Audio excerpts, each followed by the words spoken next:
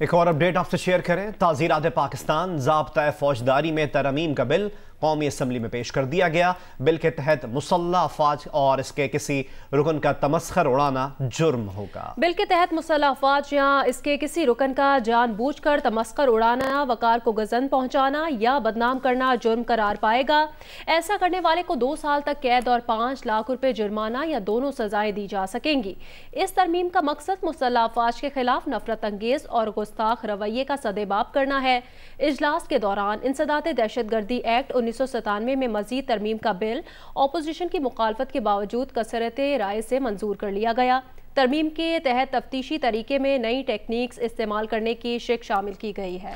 تفتیشی officer عدالت کی اجازت سے 60 روز میں بعض ٹیکنیکس استعمال کر کے دہشت گردی میں رقوم کی فراہمی کا سراغ لگائے گا۔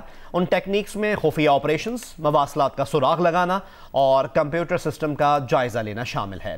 عدالت کو تحریری درخواست دے کر مزید 60 روز کی توسیع حاصل کی جا سکے گی۔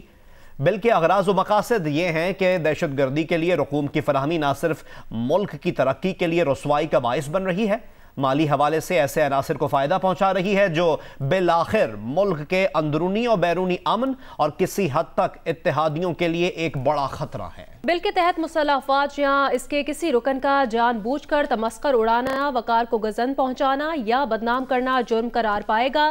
ایسا کرنے والے کو 2 سال تک قید اور 5 لاکھ روپے جرمانہ یا دونوں سزائیں دی جا سکیں گی۔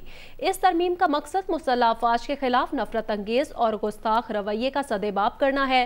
اجلاس کے دوران انسداد دہشت گردی ایکٹ 1997 میں مزید ترمیم کا بل اپوزیشن کی مخالفت کے باوجود کثرت رائے سے منظور کر لیا گیا۔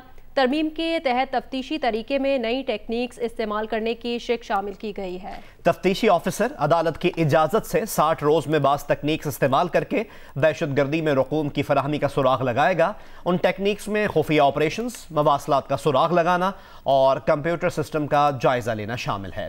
عدالت کو تحریری درخواست دے کر مزید 60 روز کی توسیع حاصل کی جا سکے گی۔